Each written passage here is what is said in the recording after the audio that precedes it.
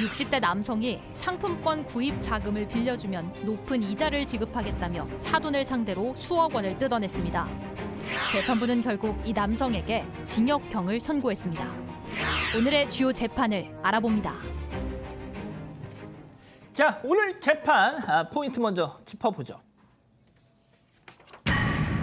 돈 불려줄게요. 이게 결국은 돈 문제로 불거진 또 재판인가 보네요. 맞습니다. 이 피고인 같은 경우에는 자신의 사돈에게 돈을 불려줄 테니 좀 빌려달라 이런 식으로 했던 겁니다. 이 피고인은 60대 남성인데요. 지난 2017년에 자신이 이제 상품권을 사서 되팔 수 있는 이런 자격증을 취득했으니 자신이 이제 일정한 이자를 지급하고 1년 후에 원금을 돌려주겠다면서 총 2차례에 걸쳐서 7억 원을 빌려서 갚지 않은 혐의를 받고 있습니다.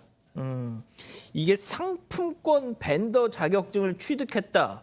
이런 내용인데 정확히 뭐예요? 이게 상품권? 이 자격증이 제가 아무리 찾아봐도 좀 증거를 찾을 수는 없었습니다. 다만 이 상품권 판매 사업은 실제로 존재를 하고요. 금융업의 일종인데 이 상품권 판매 사업은 이제 신용카드 수수료와 비슷합니다. 상품권 한 장을 팔면 조금씩 수수료가 남는 방식인데요. 쉽게 말해서 10만 원짜리 상품권 한 장 팔면 한 몇천 원 정도 상품권 판매 업체에 돈이 들어온다. 이런 사업으로 보시면 되겠습니다.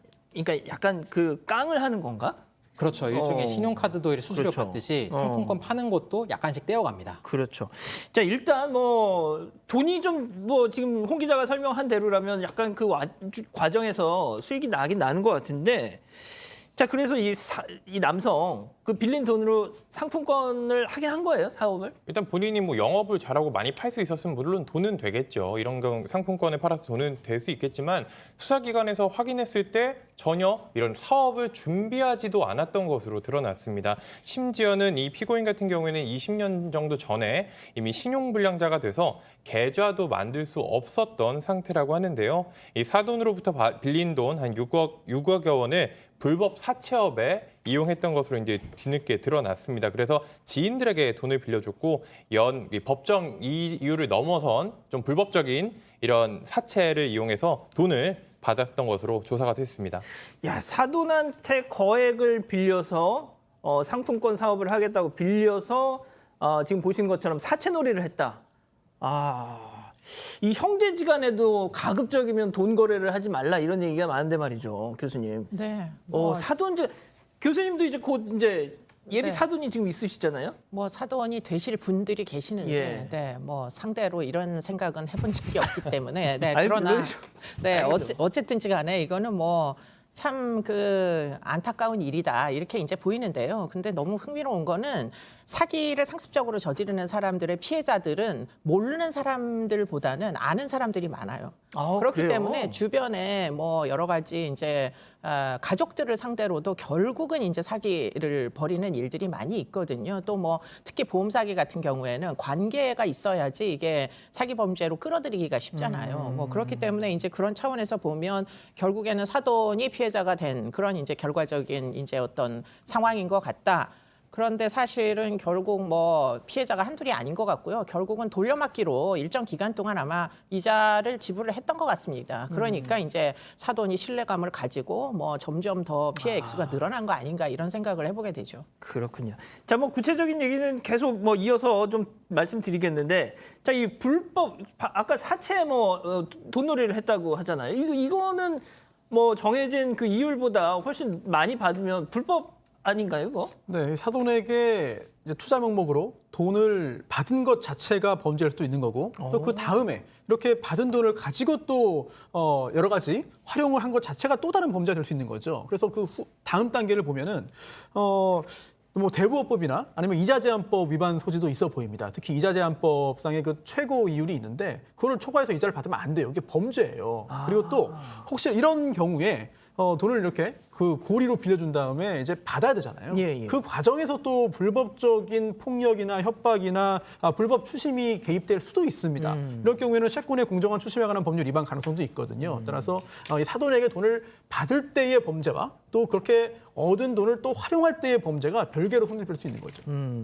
자, 아무튼 재판을 가게 됐으니까 저희가 이 시간에 지금 소개를 해드린 건데, 일단 가족 간에 결국 이런 좀 비참한 또 상황이 됐어요. 네, 결국에는 사채업을 했는데 사채업으로 돈을 회수를 못했답니다. 그래서 이제 피해자 가족에게 제대로 생활비와 이자 아무것도 주지 못해서 이제 경제 생활이 파탄될 정도에 이르렀다고 합니다. 아이고야.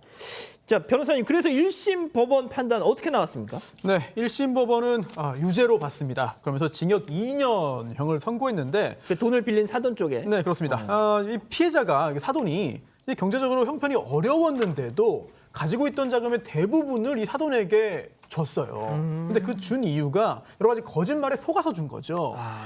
그렇기 때문에 범죄가 됐고 또 그런데도 재판받으면서도 계속해서 범행을 부인하면서 변명으로 일관하고 있다고 보고 징역 2년형을 선고했습니다. 저 그러면 유죄로 인정된 부분 또 유리하게 참작된 부분 조금만 더 설명을 해주시죠. 뭐. 네, 우선 이 상품권 관련해서 여러 가지 사업을 한다라는 그런 이야기를 했잖아요. 그렇게 하고 돈을 받은 건데 사실 이 사돈 피해자에게 사실은 상품권 사업에 투자하지 않았다고 말한 적이 있습니다. 즉 애초에 거짓말을 한 게 이제 인정이 된 그러네요. 거죠. 그리고 또 이 피해자가 사돈만 믿고 마지막으로 3억 7천만 원 보낸다. 불안하다라는 문자를 보내기도 했습니다. 예. 이런 것들이 유죄의 근거가 됐고요. 하지만 그럼에도 이 피고인에게 유리한 정상이 있다고 봤는데요. 자녀들의 혼인 관계를 유지하기 위한 어떤 나름의 목적, 의도가 있었다. 그리고 또 이 사돈, 피해자인 사돈과 자녀들에게 생활비와 이자 명목으로 매월 수백만 원의 독을 일부 지급했다. 그리고 또 그 후에 피해자에게 1억 4천만 원은 변제했다. 라는 점을 감안해서 유죄를 선고하되 징역 2년형을 선고했습니다. 자, 그런데 이제 이 돈을 빌렸던 사돈 측이 징역 2년 이거 좀 너무 양형이 부당하다 이러면서 항소를 했다는데 2심 네. 재판부는 어떻게 판단했어요? 네, 부당하다고 항소는 했는데요. 그런데 바로 기각됐습니다. 2심 재판부는 좀 변제를 위한 어떠한 노력도 하지 않았다. 그러니까 돈을 제대로 주지 않았기 때문에 좀 죄질이 중하다고 보고 그대로 1심의 형을 그대로 확정해서 유지하도록 판결을 내렸습니다. 자, 교수님. 네. 이 햇빛 세기님이 당장 그 말씀을 하시네요. 아니 사돈끼리 이렇게 싸우면 자식들은 어쩌냐. 근데 결국 헤어졌잖아요. 헤어질 수밖에 없지 않을까 싶습니다. 네. 그리고는 이제 그러니까 자녀들의, 그러니까 그 피해자와 이제 피고인의 그 자녀들이 어떤 성별인지는 나오지 않았는데 추정컨대 이 시아버지고